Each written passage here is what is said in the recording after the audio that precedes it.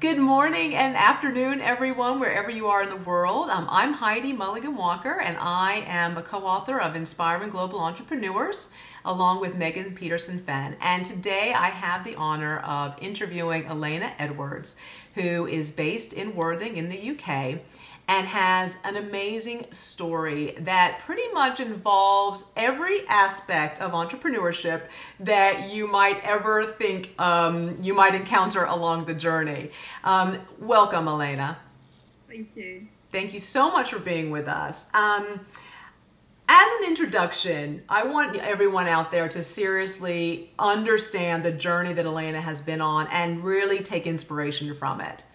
Think about leaving your home country due to the fact of leaving a relationship that was no longer working and was a violent relationship.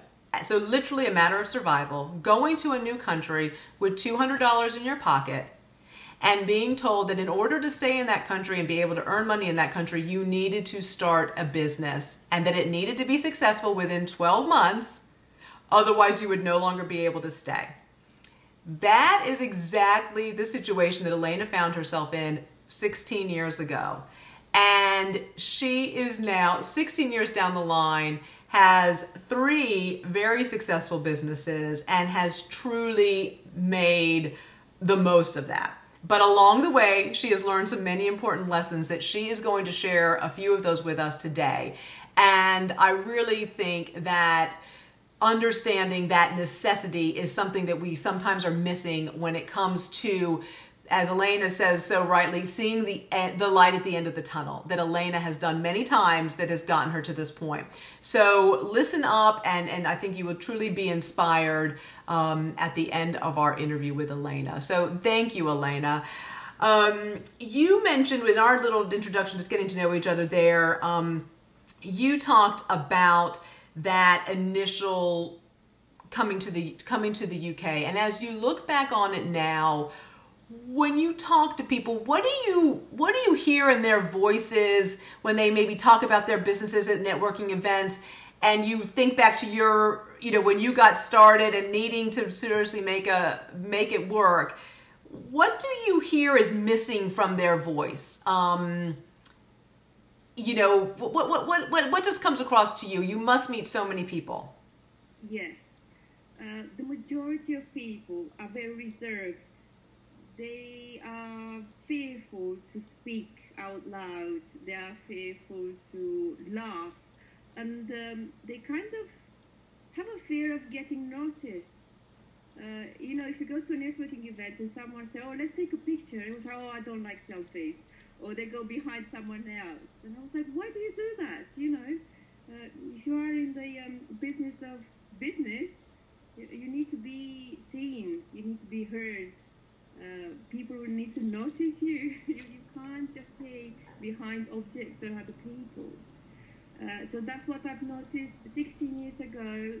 And this is what I noticed today as well in many networking events. People are very shy.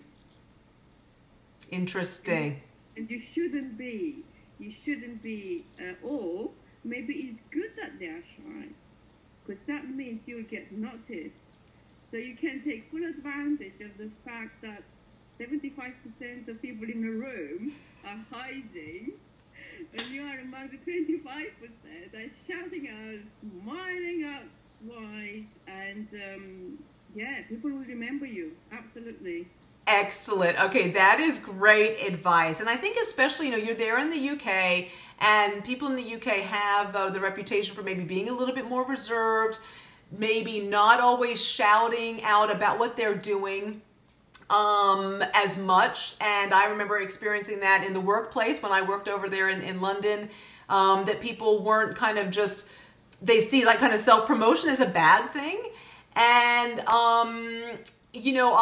my view was always like, hey, if you don't tell people about it, who's going to? So that's some great advice. Not being afraid to be noticed. And what advice would you have if someone is afraid of that? What do you think they could do to actually maybe get over that at events and be more comfortable with being in the limelight? they can definitely practice at home. I genuinely recommend people to use a hairbrush. If you are a lady, if you are a man, just go borrow one, buy one. Just walk around your home with a hairbrush, like you're having a microphone. Look in the mirror. Don't be afraid to look in the mirror. There will be things that you wouldn't like. Change what you don't like. Create the image that you want people to see and learn it. And fast. and then go out with it. If you are a lady, you can also walk in high heels. It will give you more power.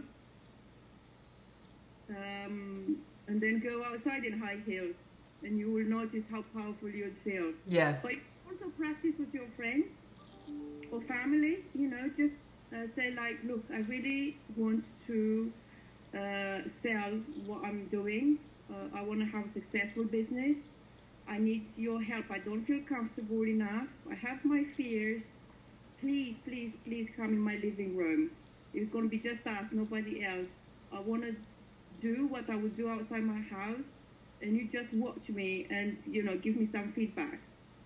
Or they might not give you any feedback, which doesn't matter. What matters is that you speak in front of people.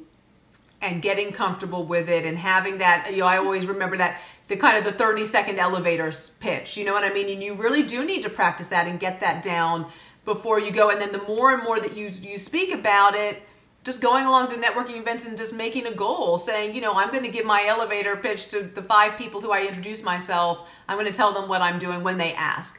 And it's you have to get comfortable with it. It doesn't just come right away. You have to, everyone, remembering that everyone has to get comfortable with it, some more than others, but that's okay. Absolutely.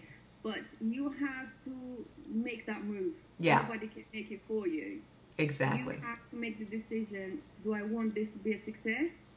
And if I want, okay, what do I need? I need to get more comfortable to talking. How can I do that? Well, get people in. Yep. Yep. Excellent. So you started your business, which is now called Hesefa, but you started it originally with $200 as a just private cleaning business and or babysitting, whatever it took. You did anything in people's homes, and you now have got a commercial cleaning business that is extremely successful. You have got the NHS contract, and it has literally grown beyond any belief that you could have even imagined 16 years ago. People often see where you are now or where successful business people are now, and they think that they started there. They think that they hung up the sign and all of a sudden, boom, day 2, they had the NHS contract and everything was there. And we don't hear enough about this starting bit. So what do you think is important for people to know about what it takes to actually get there? So what were those major milestones? How long did it take you to get that NHS contract? You know, as you look back on it, what some lessons that people could take away? First thing first, you have to have this huge desire to succeed no matter what. I know finances are in the way most of the time. People say, well, I can't do it because I haven't got enough money.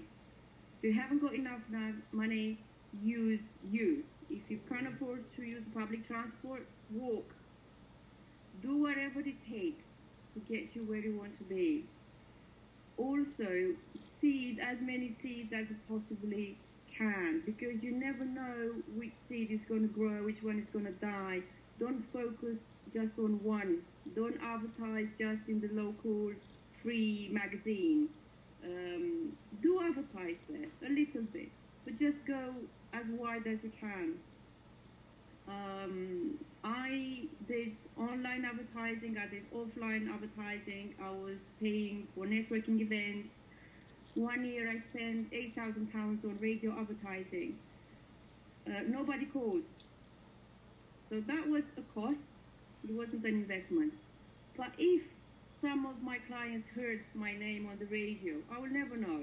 Yeah. When clients ring, I'll ask, where did you find about us? And they will say, Yellow Pages. Well, we've never advertised in Yellow Pages. But you can't say, well, I'm not taking you on board because you don't remember where you Yeah. see? So seed as many seeds as you can, as wide as you can. Yeah.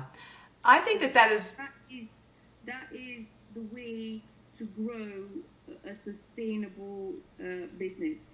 Also, once you get the clients, don't become complacent, like, oh yeah, I've got this fantastic client, life will be great.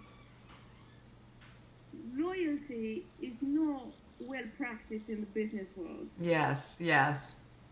Management change in different companies, clients change, you never know.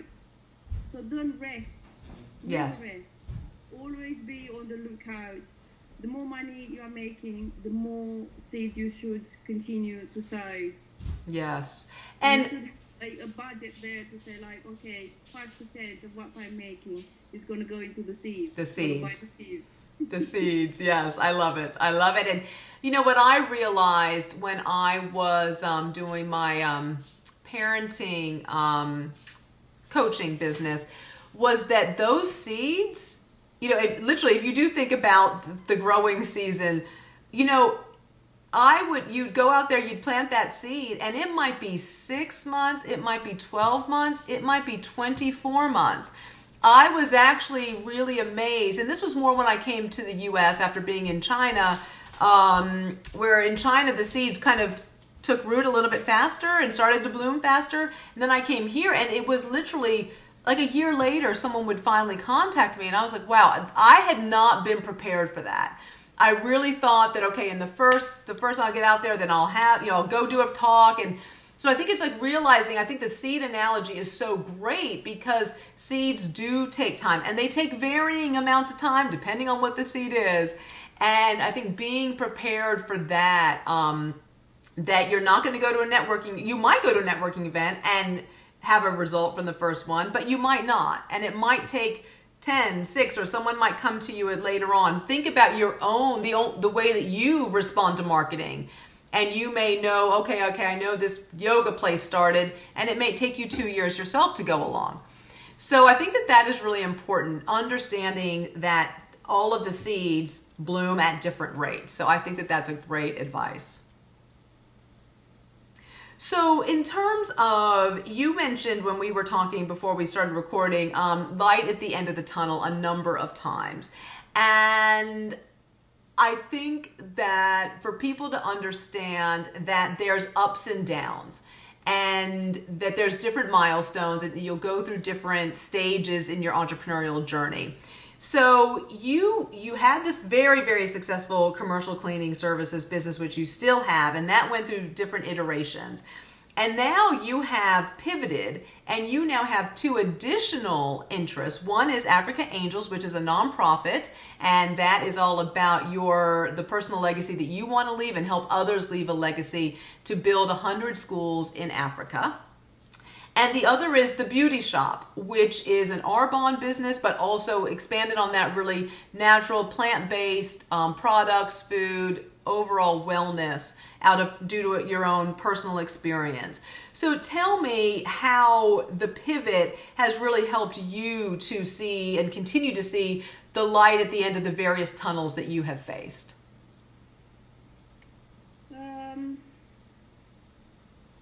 Well, you will need to know that I've run the business on my own pretty much all the time. And running your own business is a lonely business on its own. Mm-hmm. And sometimes not having someone to bounce ideas with, it can get you down. You find yourself in a tunnel on many of occasions. And the more you get out of little tunnels, the more you get the courage to go back in the tunnel, knowing that there is light at the end of the tunnel. Sometimes the tunnel is longer than the previous one, but you know for sure there is light. Look at Auschwitz. Yes, lots of people went into the tunnel, and yet there was light at the end of the tunnel. Look at the world wars. Again, nobody knew when they were going to end, but they ended. So there is proof, there is a fact that there is light at the end of the tunnel. So you just have to build that resilience and trust in yourself that you are going to walk that tunnel. We are not in a war zone. We are not in a concentration camp. So our conditions are much nicer. So don't be afraid to walk the tunnel on your own. But also do a checkup on yourself every now and again. Don't kill yourself in the tunnel. There is no point to walk all that tunnel and then kill yourself 2 minutes before you are supposed to see the light. Yes. You need to look after yourself. Something that I didn't know until it happened. So I was working all the hours. I wanted to be debt free. I wanted to be financially free. I didn't want to depend on anyone. And I thought that if I put all the hours I can put, 16, 18, 20 hours a day, and work and make lots of money, I thought that was the answer to what I wanted to do. But slowly I was killing myself. So one day I fell on a staircase. I don't know how I tumbled down. I don't remember. I don't recall anything. I lost consciousness by the time I reached the ground floor. And I was taken to the hospital, and I was warned that I may never walk again. And that was enough for me to stop and think of myself and my health, and that it was not worth it to die before I see the light at the end of the tunnel. Yes, yes. No, it's such great advice. You know, we mentioned that in the book, that especially as a sole entrepreneur, you know, you must take care of yourself. You've got to put yourself at the top of that to-do list, and it's far too easy to put yourself at the bottom. And you must put yourself at the top. No one else will put yourself at the top of your own to-do list. So you must. But also, it was another,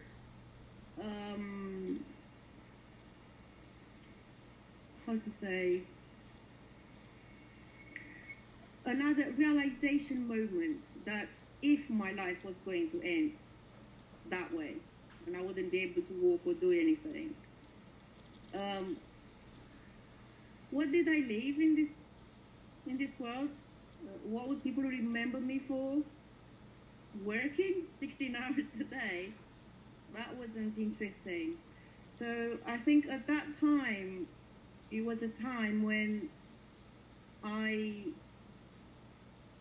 thought that I must do more. I must live more before I die. It was not pretty to die just stupid like that. You work all these hours, and yes, I was making money. That's another thing that people should consider, that you make all this money and then what? Yes, you buy the yachts, yes, you buy the Maseratis, Ferraris, and the castle and the luxury holidays. And I've been traveling around the world for the past 4 years, and I spent time in 5-star hotels. I tell you, after traveling for 5 years, then what?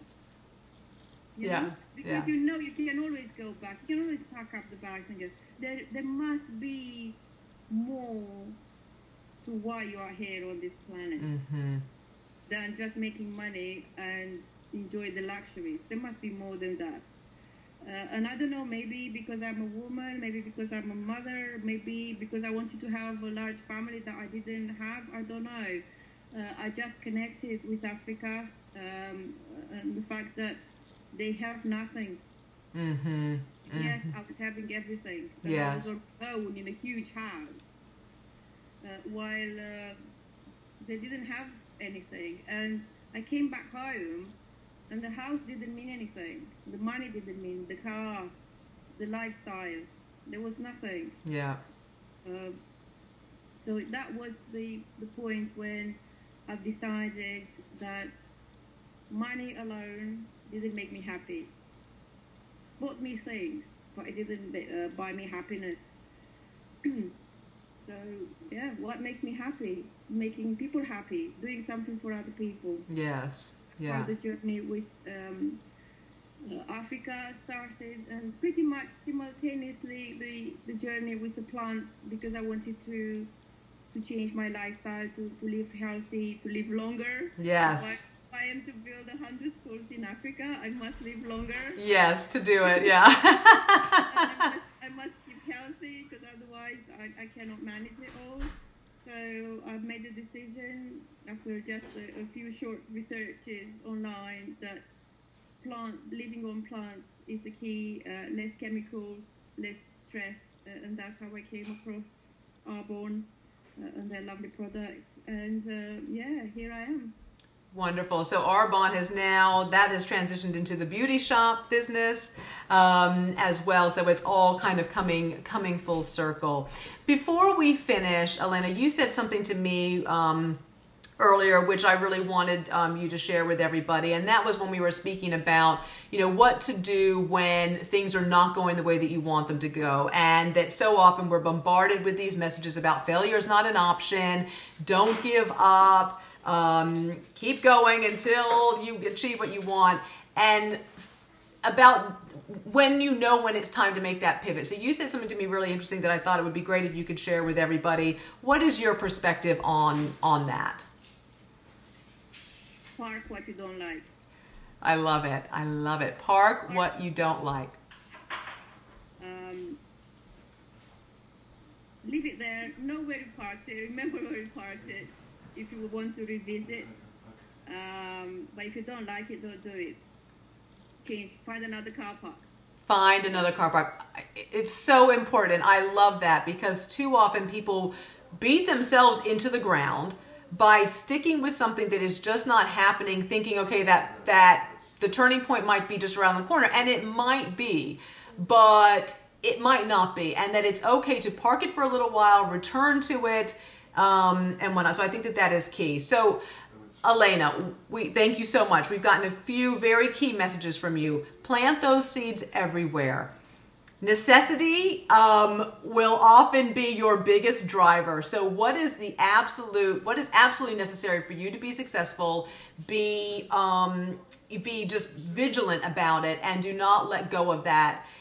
Even if it means starting a business with $200 in your pocket in a foreign country, that there's always light at the end of the tunnel, and that take care of yourself, put yourself at the top of the to-do list, and if something is not going the way that you want it to and you're spending too much energy on that, then park it, start something else, come back to it. You always can come back to it.